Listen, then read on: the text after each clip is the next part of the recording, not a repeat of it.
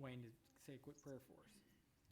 Lord, we thank you for letting us have this day and for letting us observe the democratic process of our time together tonight. Lord, let everyone feel like they've been heard and that they've been treated fairly.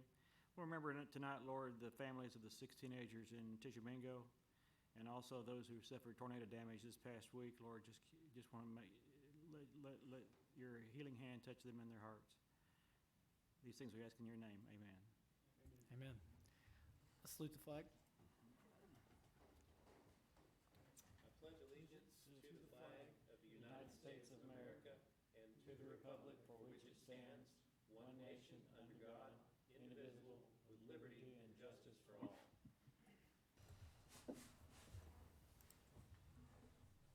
Okay, roll call.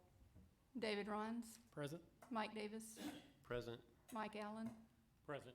Wayne Jones, Present. Connor Alford. Present. Okay, first order of business is approval of the meeting minutes from our last meeting. Second.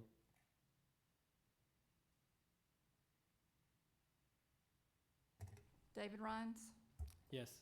Mike Allen, Yes. Mike Davis, Yes. Connor Alford, Yes. Wayne Jones. Yes. Okay, the only item on the agenda is BOA 2022-03, request by Perry Salisbury for variance to 157.032 district regulations pertaining to setback requirements for property at 3026 Megan Avenue. So real quick, before we get started, just a quick reminder on the process here. There are 4 questions that in our training that we will have to address. They are listed in our packet on the first page there. Those are the items that we'll be looking to address in regards to whether we will approve this variance or not. Is Danielle, are you able to give us a rundown here? Yes, I am. Okay, so the applicant is asking for a variance of the setbacks. He's looking at either the front or the rear setback as far as a variance from that, and I'll let him kind of explain when we get to that piece of it. The property is zoned as R1, single family residential. The whole area over there is zoned as R1. The current lot size is 16,000, a little over 16,000 square feet. The applicant is wanting to has a design for a house that's in your packet that's built according to the dimensions that I found on the drawings that were submitted. It's approximately 4,000 square feet, and that's not livable space. That's just the perimeter of the house. For the single family residential setbacks, the front is setback is required to be 30 feet and the rear is 20 feet. The notifications have been sent out. There is no staff has not received any notifications or comments at this point. And so you see in the packet kind of the overall district regulations of the lot size and the setbacks, and it meets all of those. Again, the request is for a variance of the setback. One of the questions that staff has is whether or not this actually does meet all 4 requirements to be able to grant a variance. So if you guys have questions for me, I'd be happy to answer them. I was also told the applicants there if you have questions for him. So this is Mike. Danielle, just to make sure that I'm understanding from you correctly, this is already zoned for residential housing and a house can be built on this lot, but it sounds like the challenge here is that the preferred dimensions exceed what the lot would allow under current setback requirements. Correct. The lot is a quarter of a circle, essentially, is one way to kind of look at it. That's kind of the shape of it. So that's kind of one of the things that it could be, it could be considered an odd shaped lot. But at the same time, the house hasn't been developed or placed there yet. It's just at the design phase. So you're exactly right, Mike. And I know that we can ask the applicant this, and we will, but I'll ask you, do you know what the request for the actual modification to the setback requirements is? I don't recall. I know we talked about it with the applicant. I did not have it in the paperwork that I had, so I'll have to rely on what the applicant's asking for. Thank you. Mr. Salisbury here? You mind coming up to the mic? Okay. Mr. Salisbury, have you seen the 4 questions that we'll have to go No. through? You have not? No. Okay. Were those provided, Danielle, at the? I'll be honest, I don't recall, if I'm completely honest. I normally send them out ahead of time, but I've been out for almost a month, so I may not have done that this time. Okay. Yeah, sure. So, Mr. Salisbury, these are the factors that we are allowed to take into consideration. So, in order for us to grant a variance, we must establish first that the application of the ordinance to the particular piece of property would create an unnecessary hardship or result in exceptional practical difficulties. Second, the conditions are peculiar to that particular piece of property. Third, that relief, if granted, would not cause substantial detriment to the public good or impair the purpose and intent of the ordinance or the comprehensive plan. And finally, that the variance, if granted, would be the minimum necessary to alleviate the unnecessary hardship created by the original application. So do you mind telling us what the issue is? I got this lot in 2013. I have every intention of building on it. I knew about the 30-foot setback in the front. I didn't find out about the 20-foot setback until I got my survey back, and I already had my plans ready to submit for a permit, because I had every intention of starting this maybe about mid-January, 1st February. That's when I found out I probably have a small problem here. And I've got several ways we could do this. And I've done this a long time building. This is the first time I've ever been here, in a meeting like this. But I need to work with you any way I can. What do you need to happen Well, for what you have? And is there another option as far as turning the property or? I want to live here. This is what I'm trying to do, build my home. And the problem I've got really is that the way everything is right now with the building, you have to order everything in advance. I've ordered windows for this house. I've ordered brick for this house. I've ordered the engineering for the slab and the cables. And if you go buy brick today, you're not going to get it till probably the end of July. And so everything has to be ordered. And I had everything ordered, and then I went to get the permit, and then I found out about the survey. Let's start with what are you asking for? What do you need? What I'd like to do, actually, and I think it might be the best, is if you gave me a variance of about 6 feet in the very back. That would put me about 6 feet into your 20-foot easement. Now, I would not be in the utility easement at all. The other option is, and I don't know that you guys would buy this because I don't know that I even really care for it, is to move the house and make it all on the back 20 where I move it into the front easement. I really don't think it would make that much of a difference, but it's going to cut down on my driveway. But either way, we're talking about 6 feet or so. Yes, sir.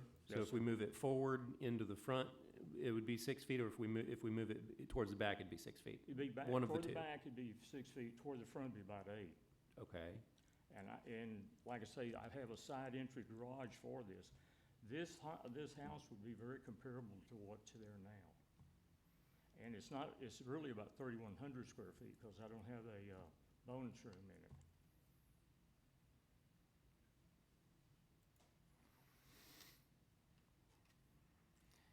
Is there any other, the city, Danielle, do you have anything else as far as, anything for us to rely back on as far as this type of scenario? I do not. It'll still have to go through the permitting process. And like I said, the biggest thing, and I couldn't remember, I thought it was under 10 feet, but I couldn't remember exactly how much he was talking about. I know we talked about the front or the back, but I couldn't remember, what the measurement was, and I couldn't find it on my paperwork here at the house, but, what, as long, I think, if it doesn't go into any utility easements, I think then the decision goes is, well, does it meet the recommendation of the qualifications for variance? And that's just those four questions that we rely on. As far as the comp plan wise, it's not gonna do any detriment to the comprehensive plan, because again, that comprehensive plan calls for it to be low to medium density residential. With it being a single family house, it'll meet that low density residential piece of it. So we don't have any issues on that piece of it. Okay, does anybody have any comments about the four questions? Is there anything that, Yeah, stands I'd out like to work down them if we Yeah. can. In regard to, so we got a four-prong test, as you know, and as Connor helpfully described earlier. I'm going to go ahead and kind of work through them real quick. The first requirement, in order for us to approve what you're requesting, is that if we fail to approve it, it would put unnecessary hardship on you. Not hardship, but unnecessary hardship, which is to say, unavoidable. And I'm interested in your perspective on what your hardship would be if we failed to approve your request today. I wouldn't have hardship. There would be none. Okay. Second question is, are the conditions peculiar to the piece of property involved? Is there anything particularly unusual about this? Well, the only thing is, it's supposed to be a half acre, and like I say, I knew about the 30-foot front setbacks. I got hung up on this Mhm. hardship. But no, there's nothing. It's a little odd shape. Mhm. Most lots are either square or rectangular. This is a little odd. And again, I wouldn't be here if we didn't have that 20-foot setback. Sure. The third out of the four questions is that we have to ask if we failed to approve it, would there be a detriment to the public good? No. Okay. And then finally, the question there is, the variance, if granted, would be the minimum necessary to alleviate the unnecessary hardship. You're only asking for the minimum necessary, the 6 or 8 feet, depending on whether you chose front or back. Again, I'd rather do it, I think it'd be better in the back because it would make my driveway Mhm. longer. But again, if you guys want it the other way, I don't have a problem with that. So, Mr. Chairman, based on those questions asked and answered, I think it's clear to me, and this is only my personal opinion as a member of the board, that items 1 through 3 have failed to been met. Items 4 has been met because the requested amount is the minimum necessary. so I would agree. I don't think that we're headed down an avenue at this point where we're gonna be able to prove this. I think maybe what we may need to focus on this particular item is this a big enough deal? Like we're talking 6 feet, not Let me- into let an me ask you this. easement. I have 3 options. Those are the 2. What if I take 2 feet off of the house and move it in from the back? That would free up more. I think you'll need the microphone for her to hear you, so. Okay, I'm sorry. No problem. I think what Mike was referring to is, you have already said that there aren't any hardships. There's other ways around this to meet the property that you have. If we're getting down and we've got some other option where we're talking about real minimal impact, I think that's something that we could consider. But if we're just saying, can we approve this, when we don't have the authority based on the fact that we can't answer the question, we can't. But certainly, if what you're asking is, can I build a smaller house and just meet the minimum requirements as already written in the ordinance, I would say the answer is obviously yes. Well, again, what if I moved it, like if I take 2 feet off of the back, and that would free up more footage into your easement by 2 feet? But you would still be requesting a modification to the setback requirements. sir. It would just be a smaller request. Exactly. Yes, sir. Okay. Ultimately, just sitting from my chair, and I can't speak for the rest of the members of the board, it still sounds to me like the particular piece of property involved here is not unique. There are any number of R1 designated pieces of property with the same setback requirements on which people have built houses, just not one of this size. Okay. And so that uniqueness isn't here to me, which means at least one of our 4 required standards hasn't been met. And so I would, even if you were to shrink your request, I still wouldn't be able to vote yes for it. Okay, that's fine, that's fine.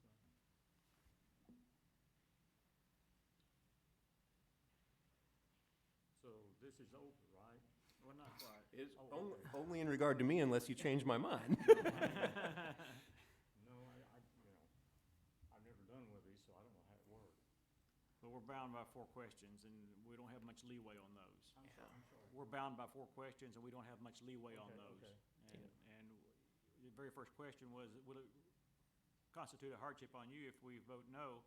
And you said no, it wouldn't be a hardship, and so Well, I right mean, off I the can- very I can beginning, build you, somewhere else, but I mean, Yeah. I'm gonna have to move my Right. stuff. I brought a bunch of stuff up and got to store it up here. yeah, I So understand. guess in a way it would be, but financially, no. Okay.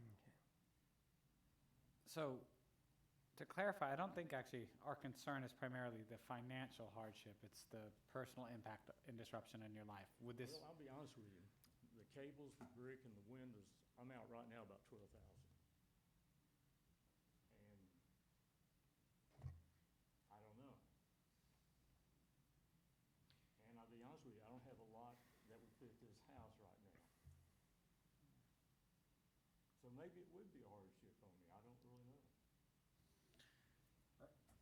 Are there any modifications that can be done to your plans so that it would fit the lot? I could bring it in 2 feet for sure, I could do that and bring that, everything, like take the kitchen 2 feet in. That whole bedroom, those master and the other bedroom would come in 2 feet. And that would free up, it'd be, instead of 6, it'd be 4 feet. But that would still, you still require variance for that, 4 Yeah, feet, right. yeah.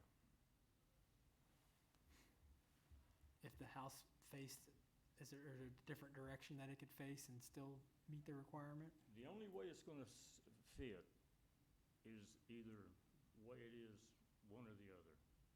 I mean, if we turn it around the other way, it's gonna be a lot of money for a driveway. Danielle, if I can ask you a question, you mentioned that there is kind of an odd shape to the lot. Do you think that that affects the ability of Mr. Salisbury to fit the house on the lot while following the ordinance? Or do you think the problem would exist even if this was a standard square lot? I think the odd shape of the lot with having because like I said, the front of it's kind of curved, like a quarter of a circle is kind of what it reminds me of whenever you look at the actual lot of it.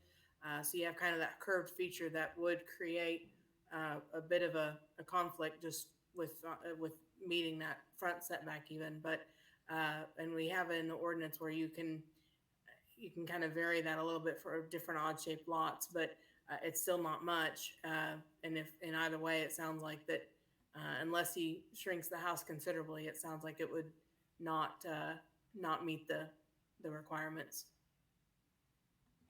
Okay, thank you. You're welcome.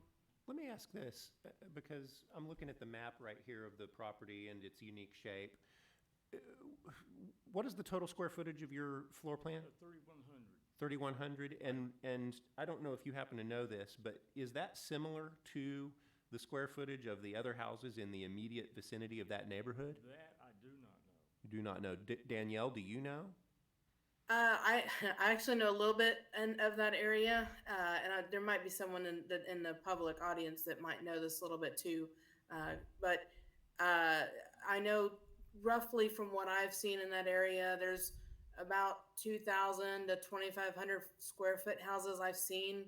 I've seen some a little smaller, but I've seen some 20 to 2,500. So it's not, from what I've seen, it doesn't seem drastically bigger, but there's maybe someone that lives in that area that might know as well. David, you That's have there. audience member, he's got his hand up. Take just a second. If I can show this gentleman something, I think I can solve everybody's problem. Just tell us who you are and, I'm Charlie Bachman. I live in Ridgemont. Okay. I'm going to be one of his neighbor. I want to be a good neighbor. I've looked at his plan, and his house will fit on the lot if he moves it slightly. If you were to, for example, move your garage, move the house down, you've got plenty of room to move it down. Move the house down to here. Okay. You fit inside all the boundaries. Yes, sir. Put your garage on the side here rather than here, solve all your problems. Just come in this way on the garage, In other words, or instead of having a J entrance. well, you could put the garage on this end, or move the whole house down to here and move it forward slightly, and then everything will fit on there. And it would just take a slight change in the, I mean, you wouldn't have to change your building plan at all. Okay. What is that, about a 45-degree turn or a 90-degree turn of the whole Yeah, house? can I show you what I'm talking about? Mhm. If he were to move the house this way, this is the size of the garage. 90-degree counterclockwise. Right, this is the size of the garage. So either put the garage on this end or on this end. Or if you move the whole house this way, it'll still fit inside the boundaries. In fact, you can move it forward just a little bit and that would solve that problem. The house will fit on the lot. It's just a matter of where it's oriented. And so I don't, you know, everything in the neighborhood is fairly consistent, and I'd like to keep it that way. But at the same sense, I want to be a good neighbor, so if I can come up with an alternative that satisfies the gentleman and y'all, he wouldn't need a variance if he was to do that. Change the building. See where I'm going from? I see where you're talking about. I see what you're talking Is about. that doable? I think it would be. So actually, I'm not sure who I would ask this question to. If we were to vote on the variance now, and we said no, and then Mr. Salisbury came back to ask for a variance on the same property, is that something we can consider separately? Danielle? He wouldn't need a variance. But unforeseen, what if there's an unforeseen 6 inches? You know what I'm saying? Yeah. Could he come back? So here's my concern. If there is a way to fix this without granting a variance, I think it would be a good idea to try that before we bring it to a vote. Because if we were to vote on it and say no today, and then you went out and tried to fix it in this way, and there was 6 inches that's not accounted for, I'm not certain that we could reconsider and vote again. So what I want to make sure is that we've exhausted all other options before we come to a vote. I tell you what, let's do. Let me take this back to Underwood and tell them what we're planning on doing now and see what we can come up with. And then maybe, like he said, I don't need a variance. So Danielle, can we just? A motion for no action? No action on it, or? I measured everything out. And if you move it, you can actually move it forward just the difference of here. Okay. And come up to the variance line. So that'd take care of the back. And you wouldn't have anything on the end and you wouldn't have anything on the street. And you'd still have exactly the same size house with the same size garage, and everything would be Kosher. yeah, I think so. And I think I mean, I'm not a draftsman, but I've built a number of homes, and I could draw that up and make it fit, and I'm sure that whoever does it for you could do that. I don't know why they didn't do that in the first place, to be honest with you. I'll be honest with you, I had another guy here in town draw it up, and he had no clue what we were even talking about. And he had the garage, this is no lie, he had the garage going in and circling from the back in. Now, it'll fit that way, but it'd be about $50,000 worth of concrete. But it'd be So Danielle, do you have a recommendation for us? I would say if he's wanting to try to make it work to where he doesn't need a variance, I would recommend tabling the item. And then it can come back in the, March, we can come back in the April meeting. But I want to make sure that gives him enough time to get that drafted. If that would give him enough time to make sure that we can make it work, then he can also withdraw the application and say, hey, we was able to make it work. I don't need a variance now. But if that's the route I would take. So, Mr. Salisbury, my question to you would be, would another 30 days or so give you enough time to get a draft done? So, you know, another 30 days not gonna hurt me. So that'd be fine. Oh. Yeah. It'll be okay, 30 days. Okay, so, if you get that drawn up and it fits, then what we can do is just contact me and let me know, say, hey, I was able to make this work, I don't need a variance, I wanna withdraw my application. And then we can just have that application withdrawn and we'll be good to go. Okay, that sounds good, that sounds good. Okay, Mr. Then- Chairman, I move to table Perry Salisbury's request for a variance to the next meeting. Second. Let me give you my phone Roll number, call. I will. and, as you come into the David main Rhines? bridge, Yes. Mike Davis? first Yes. as you come Mike in Allen? On the left-hand Yes. side. Wayne Jones? As they Yes. come in, Connor they come Alford. around toward Yes. mine. As you, if you, I get Move to adjourn. in here. Second. When I come in this way, You- you're the first one over yeah, here. You're Yeah, coming in on the first one on the right. First one on the right. If you're coming Roll in from call. the other side, I'm the first one on the left.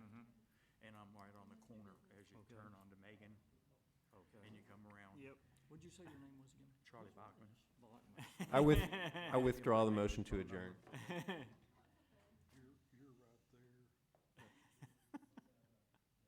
Do we have any new business?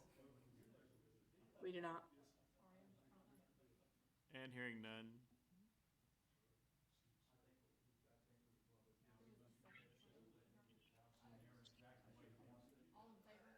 Aye. Aye. There we go. Thank you. Leave me